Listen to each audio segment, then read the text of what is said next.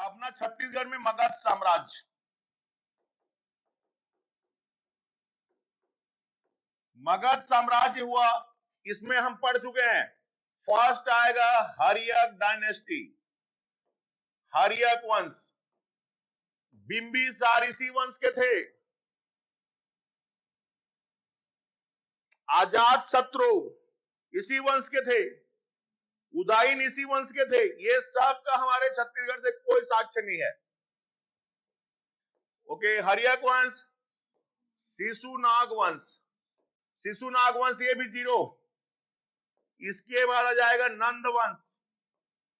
नंद वंश आप जानते हो ना,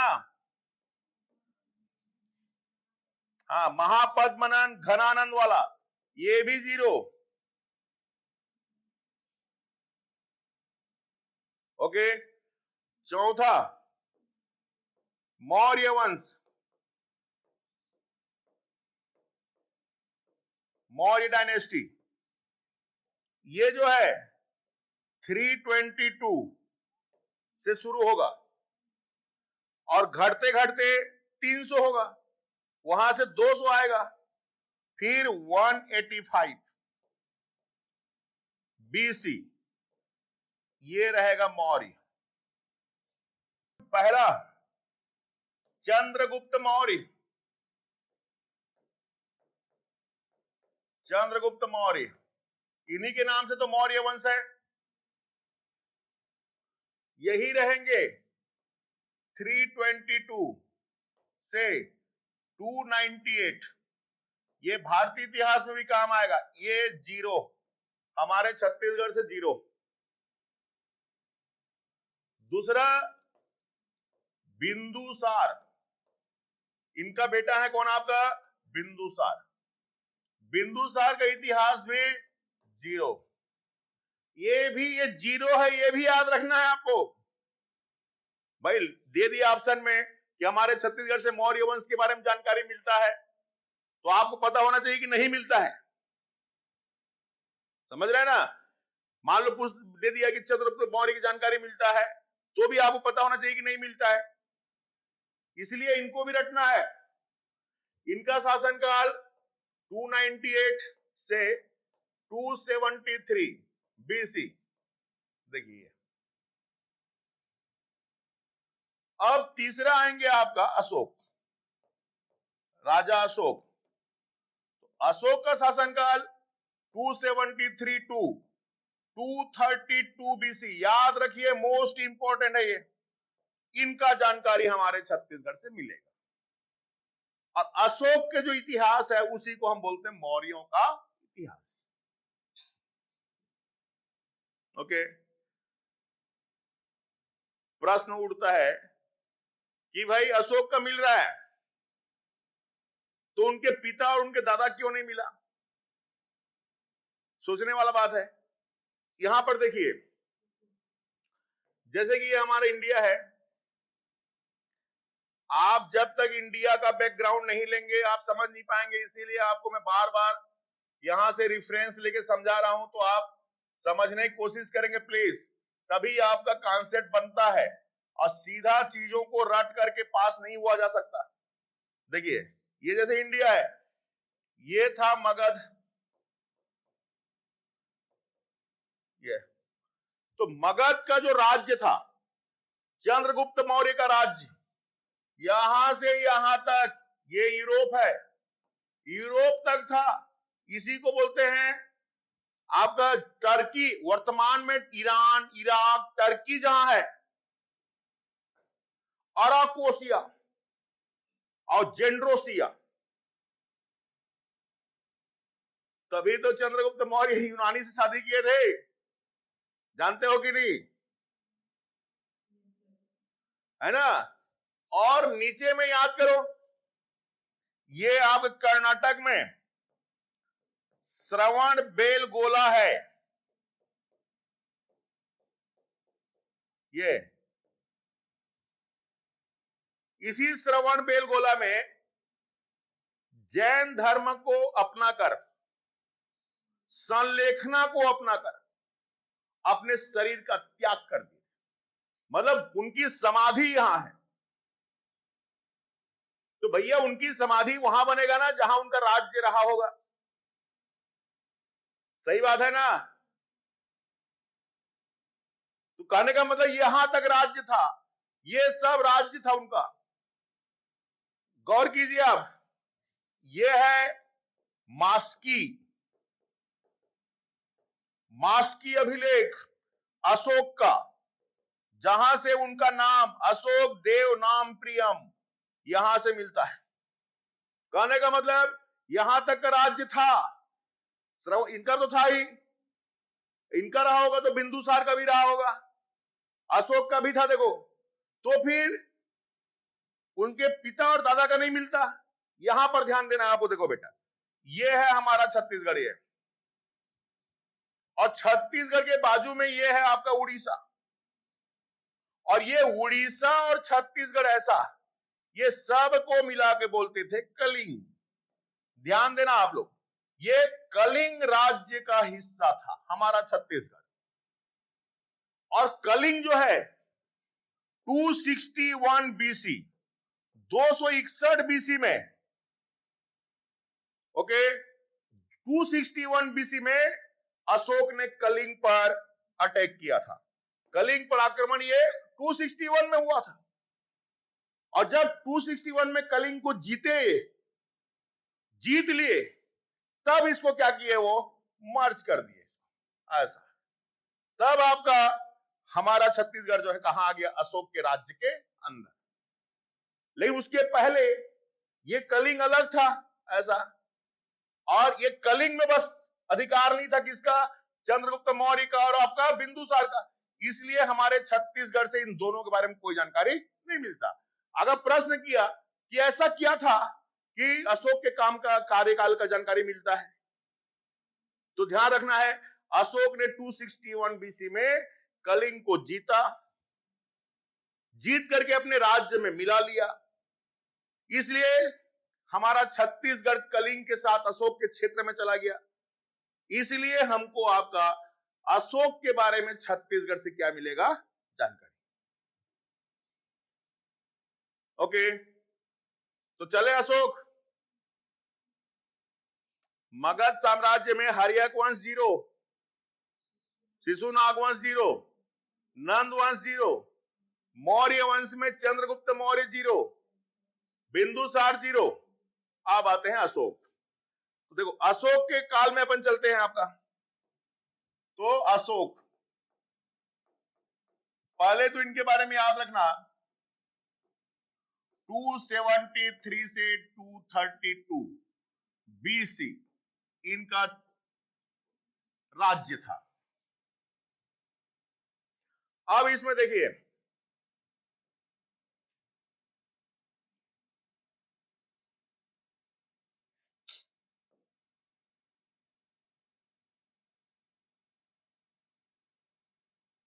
जैसे ये हमारा छत्तीसगढ़ मान लो, तो इसमें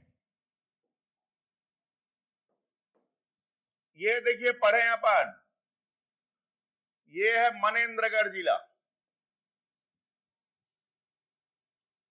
और ये बीच में ये है सरगुजा,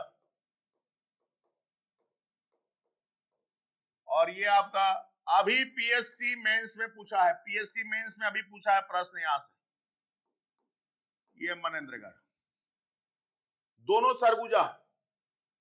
यहां तक देखिए, ये जो है आपका, ये सरगुजा है, यहां तक ऐसा, ये सरगुजा संभाग है। तो सरगुजा संभाग में 2 जिला, एक मनेन्द्रगढ़ और दूसरा सरगुजा, ये दोनों से मिलेगा।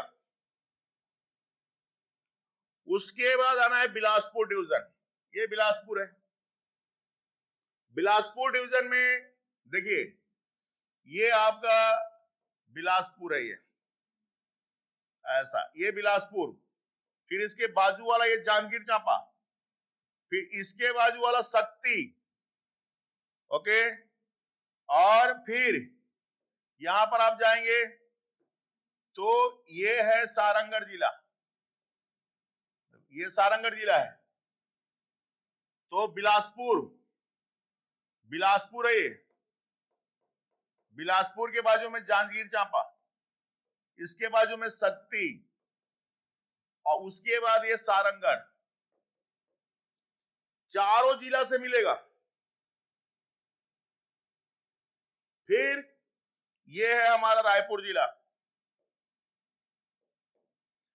ये मैप में थोड़ा नीचे बन रहा है तो बस्तर मत ले जाना, हाँ सुविधा के लिए बना दे रहा हूं भाई मैं, ऐसा समझ लेना ये रायपुर जिला है, ठीक है। इतने जगहों से हमको आपका अशोक के बारे में मिलेगा। पहला सबसे बड़ा सोर्स देखिए इनका, पहला याद रखना इंस्क्रिप्शन। इंस्क्रिप्शन मतलब अभिलेख। हमारे भारतीय इतिहास में अभिलेख की परंपरा अशोक ही शुरू किए। अशोक ने अभिलेख की परंपरा शुरू किया। अभिलेख मतलब पत्थरों में, दीवारों में खोदाई करके हम जब लिखते हैं तब उसको बोलते हैं अभिलेख। इंस्क्रिप्शन, इंस्क्रिप्ट करते हैं, पत्थर को खोद के लिखते हैं तब वो इंस्क्रिप्शन कहलाता है। अशोक भारत में शिलालेख, आजकल जैसे हमारा वर्तमान गवर्नमेंट है, आज हमारी गवर्नमेंट को कोई नई योजना लागू करना है, कोई नया पॉलिसी लेके आता है सरकार, तो आप देखते हैं कि रोड के किनारे किनारे होर्डिंग लगाती है सरकार, ओके, किसान समृद्धि योजना है, ओके, तो उसके बारे में क्या क्या जानकारी है सब हम होर्डिंग में लगाते हैं। होर्डिंग में क्यों लगाते हैं? ताकि रोड किनारे में लोग चलेंगे तो उसको पढ़ेंगे तो सरकार के नीति के बारे में, सरकार के आपका कार्य के बारे में लोगों को जानकारी मिलेगा। ये होर्डिंग लगाने का काम पहले अशोक शुरू किए। तो अशोक कैसे होर्डिंग लगाते रहे होंगे? तो जहां जहां मेन रास्ता गुजरता था, जो राह था आपका, पगडंडी होता था, उसके आजू बाजू कोई पहाड़ी वहाड़ी है, बड़े बड़े पत्थर हैं, तो पत्थरों में उनको जो आदेश देना होता था उसको लिखवा देते थे, ताकि हम चलते फिरते उसको पढ़ें, अब पढ़कर जान सकें कि अशोक ने क्या आदेश दिया है, राजा का क्या आदेश है। उसी को बोलते हैं सील। अगर पत्थर में लिखा है तो रॉक इंस्क्रिप्शन कहलाएगा, शिलालेख, शिला माने पत्थर। अगर दीवार में लिखा है वॉल इंस्क्रिप्शन कहलाएगा, भित्ति लेख। अगर पिलर गाड़ के लिखा है तो उसी को बोलते हैं स्तंभ लेख। 14 उनका शिलालेख मिला है, 8 जगह से स्तंभ लेख मिला है। आप सब भारतीय इतिहास पढ़े होंगे। तो भैया सबसे पहले देखो अभिलेख मिला है उनका, और अभिलेख कहां से मिला है? सरगुजा जिला से। सरगुजा जिला आपका जगह रामगढ़ की पहाड़ी पढ़ चुके हैं अपन भारतीय उसमें रामायण काल में, और इसमें जोगी मारा की गुफा, जोगी मारा, और दूसरा आपका सीता बेंगरा, ओके। तो सीता बेंगरा तो इनके काल में पढ़ चुके हैं अपन पहले। नाट्यशाला था, ओपन थिएटर था, लेकिन जोगी मारा में पाली भाषा, पाली अशोक का राजकीय भाषा, नेशनल लैंग्वेज थे उनका, और ब्राह्मी उनका स्क्रिप्ट, ब्राह्मी मतलब लिपि। इन दोनों में सुतनुका और देव दिन के बारे में, आपका देव दिन के बारे में लिखा गया है। ये मैं रामायण काल में आप लोगों को बता चुका हूं। तो भाई उनके भाषा में लिखा गया है, उनकी लिपि में लिखा गया है, और लिखने की परंपरा ही किसका है? अशोक। कहने का मतलब इस रामगढ़ की पहाड़ी के जोगी मारा और सीता बेंगरा में जो भी जानकारी है वो अशोक के समय का है। क्यों हम इस बात को दावा कर सकते हैं? क्योंकि उनकी भाषा में लिखा है, उनका लिपि में लिखा है, ओके। और ये ड्रामा और नाटक की परंपरा इसी काल में शुरू हुआ है, अशोक ने ही शुरू किया है। यह प्रमाणित करता है कि हमारा छत्तीसगढ़ आपका इनके अधीन था, ओके। अशोक ही हैं जिन्होंने आपका सारनाथ का जो आपका अशोक स्तंभ बनवाया, और उस अशोक स्तंभ के ऊपर में आप जानते हैं कि 4 हेडेड लायन है, 4 दिशाओं में आपका सिंह का आपका मूर्ति बना हुआ है, जिसको आज हम आपका अपना नेशनल एम्बलम बोलते हैं आपका। ओके, ठीक है। तो वो जो मूर्ति है 4 हेडेड लायन, वैसा ही 3 हेडेड लायन, त्रिमूर्ति सिंह स्तंभ, देखो ये है आपका कोटाडोल। ये कोटाडोल को भी हम रामायण काल में पढ़े हैं, कोटाडोल। और इस कोटाडोल से अशोक के काल का त्रिमूर्ति धातु निर्मित त्रिमूर्ति सिंह का स्टेचू या क्या मिला है आपका, मूर्ति। पीएससी प्री में 2-3 बार आ गया प्रश्न भाई। उनके आर्किटेक्ट स्टाइल है, वही है आपका जो 3 हेडेड 4 हेडेड लायन का मूर्ति बनवाते थे, और वो हमारे यहां से मिल रहा है। तो हमारे यहां से तभी ना मिलेगा जब आपका उनका राज्य ये रहा होगा। दूसरा हो गया, ये देखिए सारंगढ़ जिला में यहां पर बरमकेला और सरिया है, दोनों के बीच बारदेव गांव है, बारदेव गांव, ये सारंगढ़ जिला में। शक्ति जिला में ठठारी है, जस्ट बाराद्वार के नीचे ठठारी। यहां पर अकलतरा है जांजगीर चांपा जिले में, और बिलासपुर में मल्हार, ओके, और रायपुर में तारापुर, नया रायपुर में है ये तारापुर, उड़ेला, गुजरा।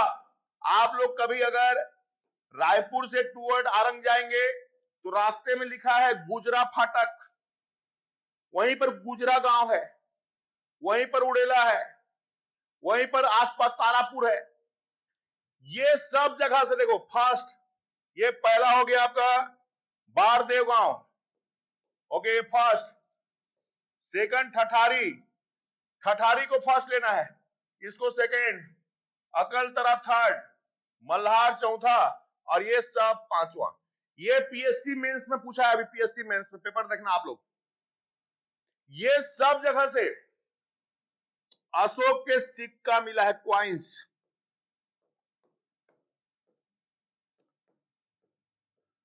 भारत में पहला जो सिक्का चला, उस सिक्का को बोलते हैं सिगलोई सिक्का, नाम याद रखना है। फारसी लोग चलाए थे भारत में, इंडियन नहीं था वो। फिर यूनानी लोग आए, वो लोग सिक्का चलाए, यवन लोग, ये लोग पहला गोल्ड कॉइन चलाए भारत में। भारत में पहला सोने का सिक्का चलाने का श्रेय यवनों को जाता है, बैक्ट्रियन, ओके। कोई भी भारतीय राजा में पहले हैं अशोक जो सिक्का चलाए। इनका जो सिक्का होता था कास्टिंग करके, ढाल के नहीं बनता था। धातु को जैसे पकड़ लेते सोनार लोग और लोहार लोग, और ठोक ठोक के पीट पीट के बनाते हैं ना, उसी सिक्का को बोलते हैं पंचमार्क। आहत सिक्का, आहत का मतलब पिटना होता है ना, तो आहत सिक्का लिखा रहता है या पंचमार्क लिखा रहेगा। तो वह सिक्का जिसको हाथ से हम ठोक ठोक के सिक्का जैसे बनाते हैं, उसमें कई प्रकार के मूर्ति उर्ति ठोक ठोक के बनाते हैं, तब उसको बोलते हैं पंचमार्क। और ये सिक्का चलाए थे आपका अशोक।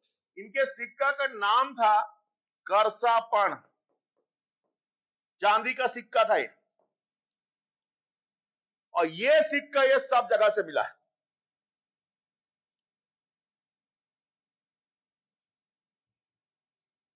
ओके, तो उनका सिक्का, हाँ, आहत सिक्का यही तो है। ये सिक्का उस, देखिए आजकल क्या होता है कि हम मेटल को पहले गलाते हैं, गला के कास्टिंग करते हैं उसका, ये प्रोसीजर वो लोग उस समय नहीं था। आप जानते हैं कि किसी सोनार के पास जाएंगे तो सोना देंगे उसको, तो ठोक ठोक करके उससे आभूषण बनाता है कि नहीं? वैसे सोने को, चांदी को, कच्चा लोहा को, जिसे पिटुआ लोहा बोलते हैं, जो लोहार लोग काम करते हैं, ऐसे ठोक ठोक करके क्या करते थे वो लोग, आपका सेब देते थे। इसीलिए उसको आहत सिक्का बोलते हैं। और उसमें राजा की मूर्ति है ना, आदि कोई चिन्ह जो है उसमें प्रिंट करते थे अपन, पंचमार्क। ओके, लेकिन क्वाइंस जारी करने का श्रेय किसको है? आपका अशोक को, भारतीय में। अब विदेशी में तो पहले फारसी लोग हैं, फिर यवन लोग हैं।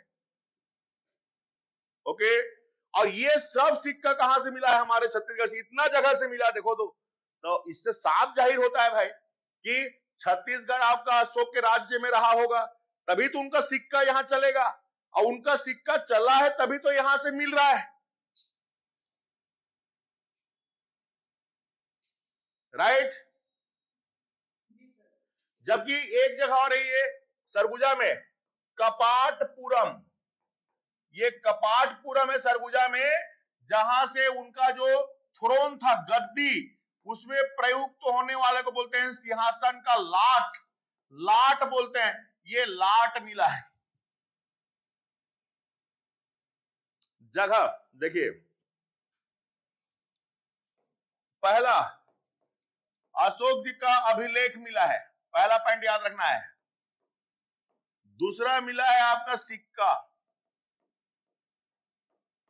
तीसरा मिला है धातु मूर्ति, धातु मूर्ति। और चौथा मिला है आपका उनका लाट। ये लाट जो है कपाटपुरम से मिला है, रामगढ़ की पहाड़ी के पास सरगुजा में। धातु मूर्ति कोटाडोल, और कोटाडोल कहां है आपका? मनेन्द्रगढ़। सिक्का तो बहुत जगह से मिला है, बताया भी मैं सब मैप से। और अभिलेख मिला है जोगी मारा की गुफा। यह याद करना है आपको अशोक।